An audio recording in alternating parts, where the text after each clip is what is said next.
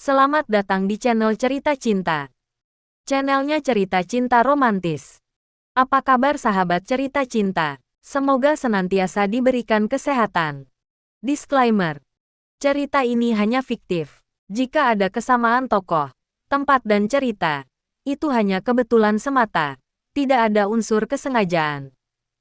Sebelum lanjut mohon dukungannya dengan like dan subscribe dulu. Suamiku dilamar janda kaya. Bagian ke-46. Aku tidak normal, Ning. Aku tidak bisa memenuhi nafkah batin buat kamu. Apa? Aku tercekat. Nafkah batin. Jadi ini alasan Mas Elang yang sebenarnya. Itu jugakah sebabnya dia tak pernah meneruskan sentuhannya meski kesempatan itu ada. Lalu, bagaimana dengan Mbak Nirmala dulu? 5 tahun lebih pernikahan mereka. Mbak Nirmala belum juga memberinya seorang anak. Kukira karena memang mereka sengaja menunda. Sekarang aku paham. Ternyata ini sebabnya. Mas Elang ternyata tidak bisa. Selama ini aku begitu membenci Mbak Nirmala karena tega mengkhianati Mas Elang. Sekarang aku mulai sedikit paham. Ternyata, selama 5 tahun pernikahan dia sudah cukup sabar mempertahankan rumah tangganya. Akhir-akhir ini mungkin dia sudah tak tahan, sehingga dia menuntut perpisahan. Begitu aku berkesimpulan. Melintas kembali bayangan kejadian saat kami di parkiran mall waktu itu. Kami menyaksikan sendiri bagaimana Mbak Nirmala begitu bergairah saat pria yang bersamanya mencumbu dirinya. Mbak Nirmala menggelinjong saat tangan pria itu menelusup di balik gaunnya. Lalu bagaimana dengan Mas Elang? Tadi malam, di mobil ini aku tertidur saat menyusui Bima. Tak sadar dadaku terbuka. Bima telah melepas isapannya. Saat itu, apa yang dilakukan oleh Mas Elang? Dia bilang, dia hanya menutupinya. Apakah saat itu tak ada perasaan? Astaga, jadi benar dia. Pikiranku semakin kacau. Sebagai wanita normal tentu saja aku butuh hal itu. Aku butuh nafkah batin. Usiaku juga masih sangat muda. Bisakah aku menahan saja? Bisakah aku setelah menikah nanti misalnya? Mas Elang hanya memegang tangan saja. Atau paling jauh hanya kecupan di kening saja. Tidak, aku bukan malaikat yang tak punya nafsu. Aku wanita biasa, dan aku juga bukan perempuan munafik. Aku juga ingin disentuh. Tapi, bagaimana kalau ternyata Mas Elang tidak bisa? Dan dia sudah jujur mengakuinya. Mbak Nirmala adalah buktinya. Aku juga sudah membuktikannya. Dia tak pernah mau menyentuhku di bibir. Bahkan dia tak bernafsu saat melihat dadaku terbuka secara tak sengaja. Semula kukira karena dia sangat menghargai aku. Dia tak mau menyentuhku meski hanya di bibir karena kami belum ada ikatan. Kukira begitu. Tapi ternyata, bagaimana besok setelah menikah? Tidak mungkin. Aku tidak bisa. Maaf, aku bukan perempuan sempurna yang bisa menahan diri akan hal itu. Tidak, tapi, bagaimana dengan Nek Ayang?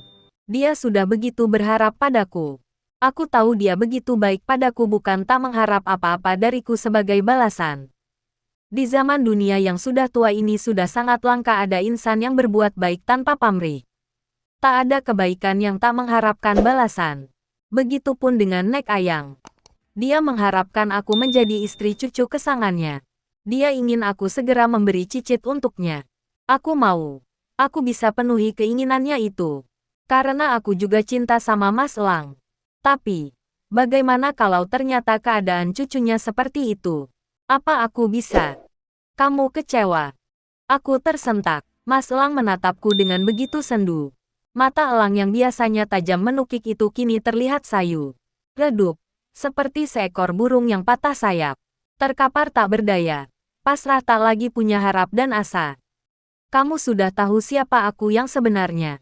Aku tak hanya cacat fisik, tapi juga cacat yang lainnya. Dan itu adalah hal yang paling utama bagi kalian kaum wanita bukan? Kalau hanya kondisiku yang tak mampu berjalan kamu pasti bisa terima. Karena aku masih bisa memberimu cinta, kasih sayang, perhatian. Dan dengan uangku aku bisa memanjakanmu dengan kemewahan. Tapi kalau ternyata aku tak bisa memenuhi kebutuhanmu akan hal yang satu itu. Mas Elang menjeda kalimatnya. Aku masih bergeming. Otakku serasa penuh. Tak ada ruang untuk berpikir. Aku masih sangat bingung. Mas Elang menghela napas panjang, lalu membuang tatapan jauh keluar jendela mobil yang masih menepi di pinggir jalan raya. Nasib yang digariskan Tuhan padaku sangat bagus kan, Ning? Gumamnya kemudian. Tapi aku tidak protes. Aku bisa menerima. Apalagi setelah bertemu kamu dan anak-anakmu. Kalau kemarin, sebelum bertemu kalian, aku memilih berakhir bukan. Aku tak mau bangun lagi dari koma yang menyerangku. Kau tahu saat itu, kadang kesadaran itu muncul. Aku dengar ibu menangis memanggili namaku. Aku dengar dokter berbincang membahas tentang kondisiku. Tapi aku enggan untuk kembali. Aku ingin mati. Aku pingsan lagi. Entah berapa lama. Aku dengar lagi ibu menyuruhku bangun. Memintaku sadar. Tapi aku berpikir buat apa aku hidup dengan keadaan kaki tak berfungsi dan aku juga cacat sebagai laki-laki. Aku memilih mati lagi. Sampai akhirnya aku bermimpi tentang kamu. Aku mendengar sayup suaramu yang bercerita kalau dulu aku selalu memintamu membuatkan bubur ayam untukku. Saat itulah aku ingin hidup kembali. Mas, panggilku pelan. Rasa di hatiku semakin tak karuan. Kalimatnya membuatku merasa entahlah. Ya Ning, itu kenyataannya. Dan semangat hidupku kembali berkobar saat bertemu Nada dan Rara. Aku ingin sembuh untuk mereka dan untukmu. Begitu awalnya, pria itu menoleh ke arahku. Tatapan kami beradu. Kukira hanya akan sebatas itu Ning. Nyatanya aku makin cinta. Aku mencintai kalian. Aku sangat mencintai kamu. Lirihnya dengan suara serak. Matanya memerah. Ada air bening yang tiba-tiba menetes dari kedua sudut mata sayunya. Astaga! Mas Elang menangis. Dia meneteskan air mata. Aku tidak bisa kalau seperti ini.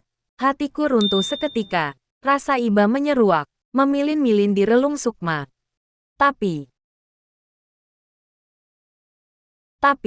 kamu jangan khawatir Ning.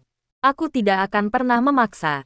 Itu sebab aku tak pernah mau mencium kamu lebih dari yang sewajarnya.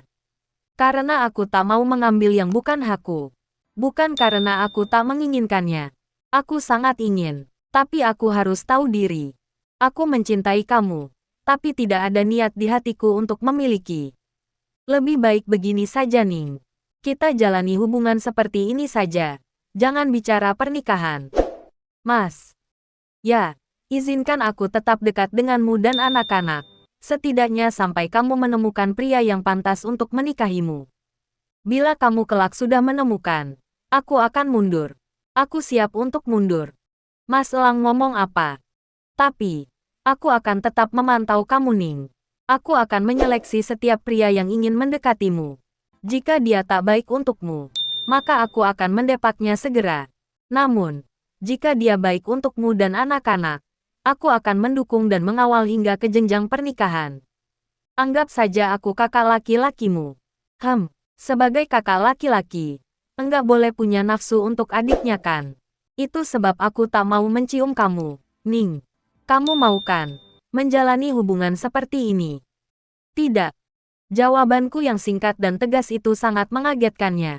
Kedua mata yang masih basah itu menatapku lekat. Wajah tampan itu terlihat makin murung. Begitu menyedihkan. Ya, aku paham. Tentu kamu tak akan mau menjalani hubungan yang seperti ini. Kamu wanita normal. Mana mungkin kamu bisa menerimaku meski hanya sebagai kakak bukan?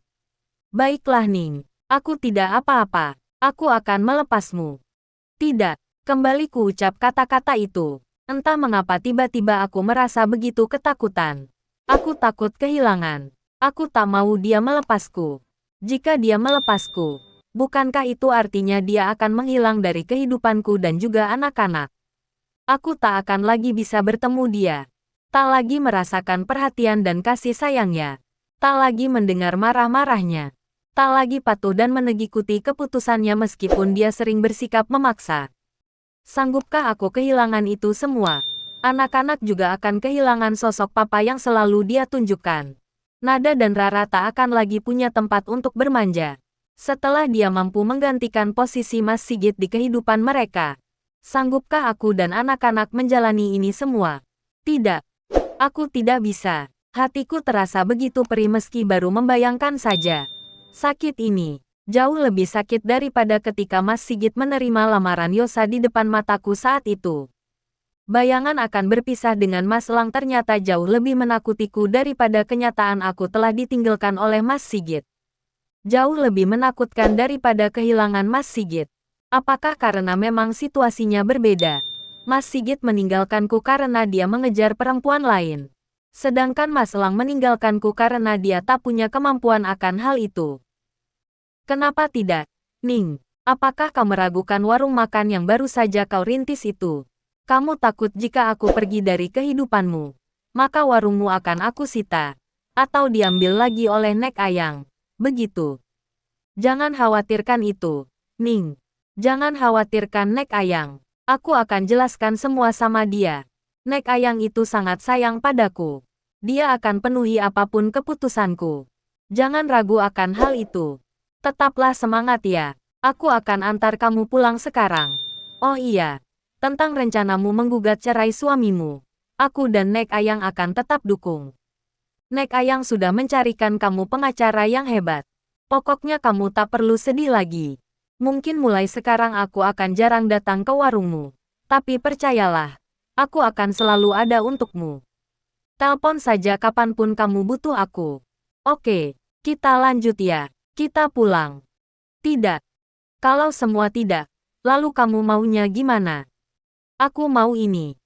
Tanpa berpikir apa-apa lagi, aku mengalungkan tanganku di lehernya, membawanya mendekat ke arahku, mendekatkan wajahnya ke wajahku. Kusatukan bibir kami, kulumat dengan begitu lembut, dengan segenap hati dan perasaanku. Saat ini, tak ada perasaan apapun di hatiku selain iba, kasihan, dan cinta. Ya, cinta, aku yakin. Aku juga sangat mencintainya. Tak peduli apapun kekurangannya. Aku tak peduli meskipun kelak bila kami sudah menikah seperti harapan Nek Ayang. Dan Mas Lang tak bisa menjalankan kewajibannya di atas ranjang. Aku tak peduli.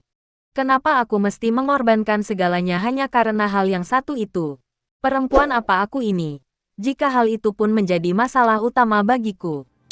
Tidak, itu tidak terlalu penting. Anak-anak adalah yang utama bagiku. Aku tak boleh memikirkan kepentingan diri sendiri. Jika anak-anak begitu bahagia dengan Mas Lang, kenapa aku harus menyingkirkannya? Warung ini pemberian Nek Ayang. Ini untuk masa depan anak-anakku. Aku harus membalas kebaikan wanita sepuh itu, dengan jalan membahagiakan cucunya. Aku akan lakukan itu. Ning, apa artinya ini? Lirih Mas Lang saat aku melepasnya. Tatapan kami masih beradu. Mata elangnya masih saja terlihat begitu sayu. Apakah ini hadiah sebagai salam perpisahan? Tanyanya dengan suara yang serak. Matanya kembali berair. Tidak, justru ini adalah sebagai awal. Jawabku pelan. Awal. Ya, awal dari hubungan kita yang akan segera diresmikan. Tolong daftarkan gugatan ceraiku. Lalu halalkan aku begitu masa idahku selesai. Tolong nikahi aku, Mas. Kamu mengigau. Tidak, aku sedang terjaga. Maaf jika aku baru sadar. Ternyata aku sangat mencintai kamu, Mas. Aku sudah mengatakan semuanya padamu, Ning. Aku sudah jujur siapa aku. Kenapa kamu malah berkata seperti ini? Kamu kira aku berbohong? Tidak, aku percaya dengan semua penjelasan kamu. Dan aku tak peduli akan hal itu, karena aku mencintai kamu. Tapi aku cacat, Ning. Aku cacat tak hanya raga tapi juga. Aku mencintai hatimu, bukan fisikmu. Apalagi kemampuanmu akan yang satu itu. Aku bukan perempuan hiperseks dan semacamnya. Tak melakukan itu pun aku akan baik-baik saja. Tapi, kalau aku kehilanganmu, itu yang aku tak bisa. Kamu pahamkan? Ning, aku mencintai dari hati. Dan aku mencintai hatimu. Aku bisa menerima kamu apa adanya dirimu. Seperti halnya kamu yang mencintai aku dengan apa adanya diriku. Kamu bisa menjalankan pernikahan tanpa pernah mendapatkan nafkah batin, Ning. Bisa. Asal hatimu tetap milikku. Bening. Tolong jangan pergi, Mas. Aku butuh kamu. Anak-anak juga sangat butuh kamu. Nek Ayang apalagi. Dia juga sangat butuh kamu. Tetaplah sembuh untuk kami. Jangan putus asa ya. Baik, Ning. Terima kasih. Aku akan mencintai anak-anakmu seperti anak kandungku. Nek Ayang juga pasti bisa menerima dan menganggap anak-anakmu seperti cicitnya sendiri. Aku yakin itu. Terima kasih, Mas. Kita langsung ke pengadilan agama sekarang. Kamu mau? Tentu. Lalu, bagaimana dengan permintaan mertua dan kakak ipar kamu tadi? Yang mana? Mereka minta kamu cabut gugatan atas suami kan? Aku sudah lupa. Lupakan saja. Tolong jangan diingatkan lagi. Artinya, aku tak peduli pada mereka. Bagus. Kita berangkat sekarang. Bersambung.